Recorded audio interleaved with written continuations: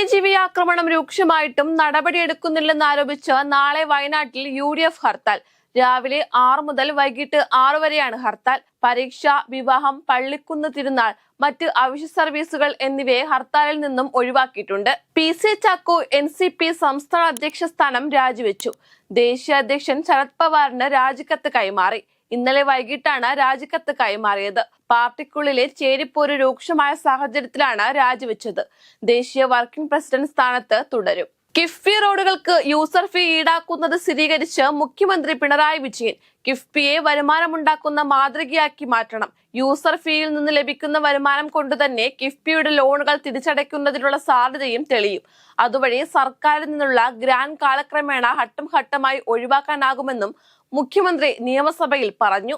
സംസ്ഥാനത്ത് സ്വകാര്യ സർവകലാശാലയ്ക്ക് അനുമതി നൽകിയ മന്ത്രിസഭാ തീരുമാനത്തിനെതിരെ AISF സ്വകാര്യ സർവകലാശാലകൾ അനുവദിക്കരുതെന്ന് നേരത്തെ സർക്കാരിനോട് ആവശ്യപ്പെട്ടിരുന്നുവെന്നും വിദ്യാർത്ഥി സംഘടനകളുമായി സർക്കാർ ചർച്ച നടത്തിയിട്ടില്ലെന്നും AISF പറഞ്ഞു. സംസ്ഥാനത്ത് വീണ്ടും കാട്ടാനാക്രമണത്തിൽ മരണം. വയനാട് അട്ടമലയിലാണ് കാട്ടാനാക്രമണത്തിൽ 27കാരൻ കൊല്ലപ്പെട്ടത്. അട്ടമല സ്വദേശി ബാലകൃഷ്ണനാണ് മരിച്ചത്.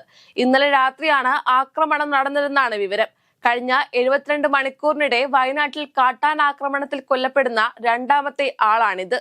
Kottayam Gandhinagar school of nursing കോളേജിലെ റാഗിങ്ങിൽ 5 വിദ്യാർത്ഥികൾ അറസ്റ്റിൽ. 3ാം വർഷ വിദ്യാർത്ഥികളെയാണ് ഇന്ന് പുലർച്ചെ ഹോസ്റ്റലിൽ നിന്നും ഗാന്ധിനഗർ പോലീസ് അറസ്റ്റ് ചെയ്തത്.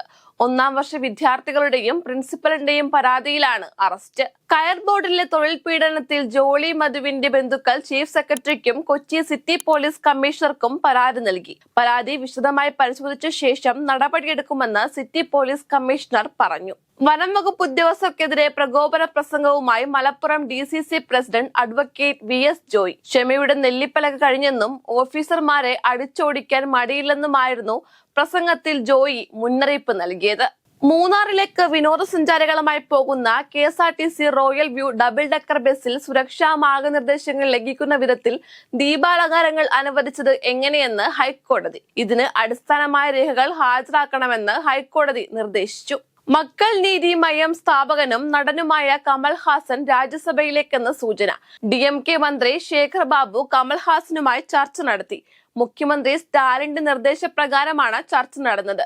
മക്കൾ നീതി മയ്യത്തിന്റെ ആദ്യ രാജ്യസഭാ MP-യായി കമൽഹാസൻ മത്സരിച്ചേക്കുമെന്നാണ് വിവരം. ഇന്ത്യൻ പ്രധാനമന്ത്രി നരേന്ദ്രമോദിക്ക് നേരെ വധഭീഷണി മുഴക്കിയ ആളെ മുംബൈ പോലീസ് അറസ്റ്റ് ചെയ്തു. മുംബൈ ചെമ്പൂർ മേഖലയിൽ നിന്നാണ് ഇയാളെ കസ്റ്റഡിയിലെടുത്തത്. ഇയാൾക്ക് മാനസിക പ്രശ്നങ്ങൾ ഉണ്ടെന്നാണ് പോലീസ് പറയുന്നത്. ഷീന ബോറ കൊലക്കേസിൽ ഇന്ദ്രാണി മുഖർജിക്ക് തിരിച്ചടി. മകൾ ഷീന ബോറയെ കൊലപ്പെടുത്തിയ കേസിൽ പ്രതിയായ മുൻ മീഡിയ എക്സിക്യൂട്ടീവ് ഇന്ദ്രാണി മുഖർജി വിദേശയാത്രയ്ക്ക് അനുമതി തേടി നൽകിയ ഹർജി സുപ്രീം കോടതി തള്ളി. ഷീന ബോറ വധക്കേസിൽ വിചാരണ വേഗത്തിൽ പൂർത്തിയാക്കണമെന്ന് സുപ്രീം കോടതി നിർദ്ദേശിച്ചു. ശനിയാഴ്ചക്കകം ബന്ദികളെ മോചിപ്പിക്കണമെന്ന ഹമാസിന് മുന്നറിയിപ്പുമായി ഇസ്രായേൽ പ്രധാനമന്ത്രി ബെഞ്ചമിൻ നെതന്യാഹു. ബന്ദി മോചനം പൂർത്തിയാക്കിയില്ലെങ്കിൽ വെടിനിർത്തൽ അവസാനിപ്പിക്കുമെന്നും നെതന്യാഹു മുന്നറിയിപ്പ് നൽകി.